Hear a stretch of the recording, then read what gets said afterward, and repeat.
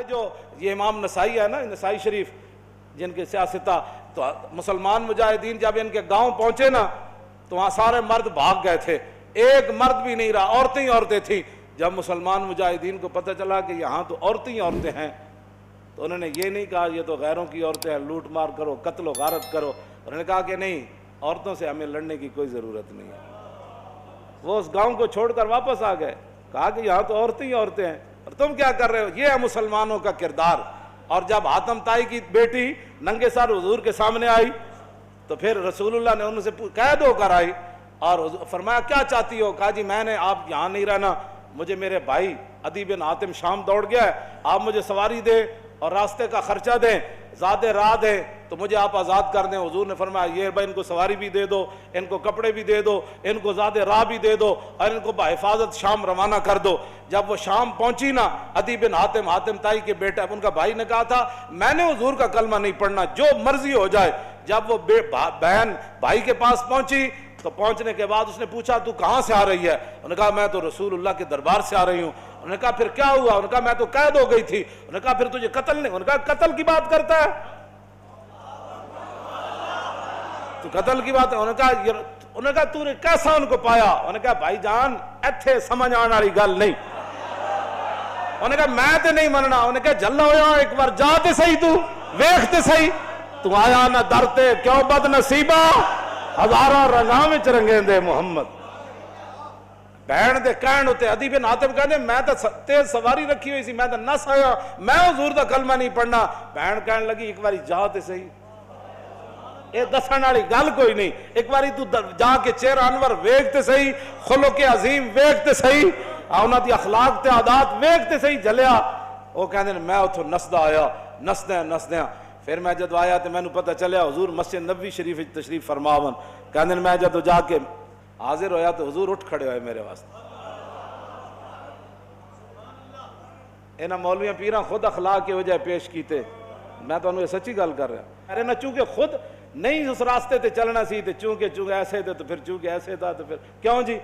اور جڑی عورت رو رہی سی اپنے عزیز دی قبر ہوتے، حضور قریب تو گزرے تو فرمایا اسبری، انہوں نہیں سی پتہ رسول اللہ فرما رہے ہیں، انہیں سر رکھے ہوا۔ غم چیز ہی ایسی ہوندی، اسے واسطے حضور نے فرمایا میرا امتی پناہ منگے، غم بندے نو تباہ کر کے رکھ دیندا۔ انہیں کہا مینو کہنے والے اسبری، جے تینوں یہ مصیبت پہنچی ہوندی تو تو مینو نہ کہندا ہے گا۔ میرے آقا نے یہ سنی گل تو حضور چل پے، اس عورت نو کوئی گل نہیں فرمائی۔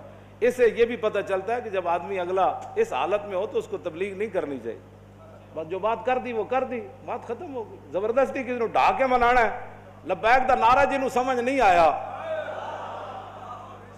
ہوں تسی انہوں ڈھا کے کی منانا ہے؟ اور میں نے یہ دسو تسی جیڑا اے نہیں کہندا حضور میں بھی لبیک کا اتنا ہی مانا ہے، حضور میں بھی حاضر، میرے بچے بھی حاضر، میرا مال بھی حاضر، میری عزت بھی حاضر اور میرے ماں باپ بھی آپ کے لیے حاضر، اس سے زیادہ لبیک کا کوئی معنی نہیں ہے۔ اور تاجدار ختم نبوت کے نعرے کا اس سے زیادہ کوئی معنی نہیں کہ ساری دنیا تہ و بالا ہو جائے لیکن حضور کی ختم نبوت پر پیرا ہر صورت میں ہوگا، بس اس سے زیادہ تاجدار ختم نبوت کا ہاں جی، اس سے زیادہ لوگ ان کو سیاسی نعرہ بنائے پھرتے ہیں، پیڑا اور تے پھکیاں اور امت اس نعرے پر کھڑی ہو گئی اور وہ نیچے اختلافات تھے، امت ان کو بلا گئی، انہوں نے کہا بس بھائی لبیک۔ مسجد نبی شریف میں عرب بھی کہتے ہیں لبیک یا رسول، ہم عربی ہیں لیکن یہ نعرہ تو ہاں جی مصری بھی کہتے ہیں لبیک یا رسول۔ پورا عالم اسلام نہیں پوری دنیا کہہ رہی ہے اس وقت لبیک یا رسول اللہ، ہاں لبیک یا رسول اللہ۔ تو اس سے بڑا اللہ کا کیا کرم ہو سکتا ہے کہ امت اختلافات کو بھلا کر حضور کی غلامی کے لیے جمع ہو گئی۔ اور اقبال کہتا تھا، میں کہتا تھا اقبال کی یہ خواب کب پورا ہوگا کہ اقبال کہتا تھا زاں کے ملت را حیات از عشق اوست اور برگ و ساز کائنات از عشق اوست۔ اقبال کہتا تھا کہ ملت کی حیات، ملت کی ترقی، ملت کا عروج اور پوری دنیا پر اسلام کے غلبے کی ایک ہی وجہ ہے کہ امت حضور سے پیار کرے، حضور سے عشق کرے۔ تو میں کہتا یہ کیسے ہوگا، لیکن رب ہے جو چاہے کرے۔ یہ نہیں پتا تھا کہ ممتاز قادری نے جو تختہ دار پر لبیک کہا تھا اس نعرے کی برکت سے پوری امت ایسے کھڑی ہو جائے گی۔ ہاں جی، بات اتنی ہے کہ او عورت نے حضور نال گل کی تھی کہ مجھے بہت مصیبت پہنچی ہے، اس کو تو پتہ نہیں تھا یہ رسول اللہ ہے. اور غم کتنی عجیب چیز ہے کہ وہ حضور کی آواز کو بھی نہ پہچان سکتا. اللہم انی اعوذ بک من الغم والحزن، حضور کی اپنی دعائے مبارکہ ہے کہ میرا امتی کہے میں پناہ مانگتا ہوں غم اور حزن سے. ہاں جی، یہ بڑی ڈاڈی شے ہے. اب میں جو بات اگلی کرنے لگا ہوں، بعد میں جب صحابہ آئے تو انہوں نے کہا آپ کو پتہ ہے جنہوں نے آپ کہا تھا اصبری صبر کرو وہ کون تھے؟ کہا نہیں. انہوں نے کہا وہ تو خود رسول اللہ تھے. وہ میں نے حضور کو یہ جواب دیا ہے. وہ کہتی ہے میں پھر گئی جلدی جلدی حضور کے دربار پر. میں جو بات کرنے لگا ہوں وہ یہ ہے. وہ کہتی ہے جب میں حضور کے دروازے پر پہنچی تو میں نے کوئی وہاں چوکیدار نہیں پایا. 50 گارڈ اگے تے 50 پیچھے. اس حضرت صاحب نہ سلام کون لوے گا؟ جتیاں پوان والے اور جبے پوان والے اور تے میک اپ کرن والے اور. میں تو نہیں پڑھیا نہیں ہو جو اس وقت حسنہ چلیا. اسے واسطے تو ایک باری جڑا حضرت عدی بن حاتم آئے نا تے جدو رسول اللہ نال ملاقات ہوئی حضور اٹھ کھڑے ہوئے تے عدی بن حاتم کہندے نے میرے دل نے گواہی دیتی ہے اللہ دے رسول. کیوں جی؟ فرماندے نے پھر حضور نے میرا ہاتھ پکڑیا تے حضور اپنے در اقدس کی طرف گھر دی طرف چل پے. کہندے راستے چ ایک بڈھی مائی مل گئی. عورتوں ویسی گلاں نہیں مکدیاں تے مائی بھی ہوے تے پھر بڈھی بھی ہوے. کہندے انہوں نے اتنی لمبی گفتگو حضور نال کیتی تے حضور دے چہرے انور تے بھی ناگواری دے آثار ظاہر نہیں ہوئے کہ میرے نال مہمان ہے تو بس بھی کر. کہندے نے میں کھڑ کھڑ کے تھک گیا. لیکن رسول اللہ نے ایک باری بھی اس مائی نو نہیں فرمایا کہ مائی بس کر اور کام کو تھوڑے. کہندے انہوں نے اپنی پوری گفتگو مکمل کی تھی تو پھر حضور چلے نہ جدوں. کہندے دوسری باری میرے دل نے گواہی دیتی حضور اللہ دے رسول. تو کہندے جدو رسول اللہ گھر تشریف لے آئے تو حضور دا ایک مبارک تلائی سی جہدے تے حضور آرام فرماندے سن. کہندے نے وچ کھجور دی چھال بھری ہوئی سی، کھجور دے پتے بھرے ہوئے سن. اس تے او بدن مبارک سوندے سن جنہاں دے بارے حضرت انس کہندے میں 10 سال خدمت کی تھی. حضور نہ سلام لیا، ہزاراں باری لیا. حضور دے مبارک ہتھاں نوں بوسا دیتا، چومیا. ما مسست خزن ولا حریرن ولا شیئن قط الین من کف رسول اللہ. نہ میں کوئی ریشم نو ہاتھ لایا نہ کائنات دا کوئی اور نرم کپڑا ہو جائے میرے ہاتھ وچ آیا کہ حضور دے مبارک ہاتھ تو نرم ہاتھ ہوے. کیوں جی؟ حضور اس تلائی تے سوندے سن جہدے وچ روئی نہیں سی، کھجور دی چھال بھری ہوئی سی. نہ انہاں کدی چھال ہوتے سونے، نہ انہاں کدی بدر جانے، نہ انہاں کدی جناب تلوار پکڑ کے خندق وچ پہرے دینے. انہیں تو کہنا ہو یہ لبیک والے کیا کر رہے ہیں؟ اسلام تو امن کا درس دیتا ہے. میں کہا دسو نا خندق وچ کتنے بندے آئے؟ کیوں جی؟ خندق وچ کتنے بندے آئے؟ یہ دسو نا قوم لوگوں نو اذا جاءتکم جنود فارسلنا علیہم ریحا وجنودا لم تروا وکان اللہ بما تعملون بصیرا اذ جاءوکم من فوقکم ومن اسفل منکم وزاغت الابصار وبلغت القلوب الحناجر وتظنون باللہ الظنون هنالک ابتلی المؤمنون وزلزلوا زلزالا شدیدا واذ یقول المنافقون والذین فی قلوبهم ما وعدنا اللہ ورسولہ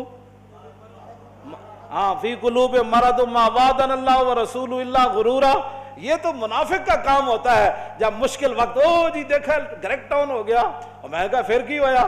یہ تو منافق کا کام ہوتا ہے کہ جب مشکل حالات آئے تو کہ دیکھو جی جن کا وہ دیکھو جی اللہ رسول دے ساڑے نہ ہاتھ میں ہاتھ کرنے دا معنی کر رہے ہیں، لفظی معنی تو نہیں نہ بنتا. اللہ رسول نے تو ان کا لفظی معنی کیا بنتا ہے کہ انہوں نے کیا اللہ رسول کی طرف نسبت کر دی کہ ہمیں تو دھوکے سے دو چار کر دیا گیا. ہاں جی ہمارے ساتھ یہ دیکھو کیا بن گیا کہ جناب ہمیں تو وہ کہتے تھے ہمیں تو پیشاب کرنے کا جو خوف ہے کہ پیشاب کرنے جائیں گے بندہ مار دے گا. تو قیصر و کسریٰ کب فتح ہوں گے؟ یہاں مدینے میں تو پیشاب کرنے کی سہولت نہیں رہی. 25,000 کا لشکر. منافق کا کام ہی یہ ہوتا ہے کہ وہ جب صحابہ ادھر جو ہے وہ کیا کارنامے سر انجام. اور منافق ان کا بھی رب نے قرآن میں بیان فرمایا کہ منافق کہنے لگے کہ ما وعدنا اللہ ورسولہ وَإِذْ قَالَتْ طَائِفَةٌ مِّنْهُمْ يَا أَهْلَ يَثْرِبَ لَا مُقَامَ لَكُمْ فَارْجِعُوا وَيَسْتَأْذِنُ فَرِيقٌ مِّنْهُمُ النَّبِيَّ يَقُولُونَ إِنَّ بُيُوتَنَا عَوْرَةٌ وَمَا هِيَ بِعَوْرَةٍ إِن يُرِيدُونَ إِلَّا فِرَارًا. کیوں جی یہ منظر بیان نہیں کیوں نہ چلو چلیے چلیے چلیے توبہ کرو تھے تے حال ہی کوئی نہیں. 25,000 کا لشکر آ گیا آج تے بچی کسی دی نہیں ہونی. کہنے لگے حضور گھر لگے پیچھے گھر میں بندہ کوئی نہیں کی بڑھے گا. اللہ نے فرمایا میرے حبیب گھر تے کاشانہ اقدس جدو آپ گھروں چل کے آ گئے تے آپ دا پیچھے گھر کوئی نہیں, صدیق اکبر دا گھر کوئی نہیں, فاروق اعظم دا گھر کوئی نہیں, عثمان غنی دا گھر کوئی نہیں, حیدر کرار دا گھر کوئی نہیں, انہاں دے گھر وکھرے آ گئے. میرے حبیب گھر لگے ہون دا مسئلہ نہیں, یریدون الا فرارا, اے تے چھا میدان چھڑ کے نسن لگے. سانو جی ہمارا لبیک سے تعلق نہیں ہے, مشکل ٹائم جو آ گیا, ہاں جی مشکل ٹائم, ہمارا لبیک سے تعلق نہیں, یہی تو بات ہے. لیکن قرآن, اقبال کہتا اگر درس قرآن ہم نے بلایا ہوتا یہ زمانہ نہ زمانے نے دکھایا ہوتا. یہ منافقت کے کام ہوتے ہیں مشکل کے وقت. انہیں دسے ہی نہیں کہ رسول اللہ غزوہ خندق دے موقع تے خود تلوار پکڑ کے کیویں کھڑے ہو. جب 50,000 دا لشکر خندق دے کنارے آ گیا, عمر بن عبد الود گھوڑا چناب چھال مرائی تے ادھر آ گیا, تے 50,000 دا لشکر اتنے آ گیا تے سارے چاندے سن کے گھوڑے سمیت ادھر آ جان. اس وقت میرے آقا و مولا پھر خود تلوار پکڑ کے کھڑے ہو گئے, اور حضور کو اللہ نے دبدبا کتنا دیا, کانہ و فرد فی جلالتہ فی عسکر حین تلقاہ وفی حشمی لہو ہمم لا منتہا لکبائرہا وہمتہ الصغری جل من الدہر.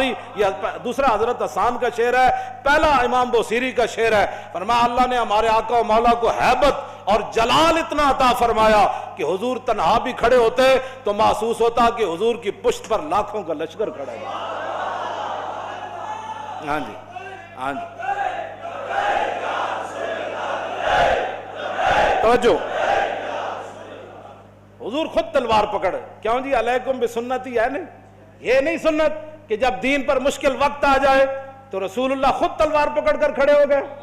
کیا یہ ان کے لیے سنت نہیں تھی کہ جب حضور کی ختم نبوت پر مشکل وقت آیا, حملہ ہو گیا اور حضور کی عزت پر حملہ ہو گیا, تو کیا قوم کے رہنماؤں کی, مذہبی رہنماؤں کی, پیروں کی, فقیروں کی, مولویوں کی یہ ذمہ داری نہیں تھی کہ خود میدان میں ایسے نکل آتے؟ یہ ہے نا علیکم بسنتی و سنت الخلفاء. کیوں جی الراشدین, اور سنت خلفاء کیا ہے؟ یہ تو حضور کا اپنا اس طریقہ مبارکہ ہے نا.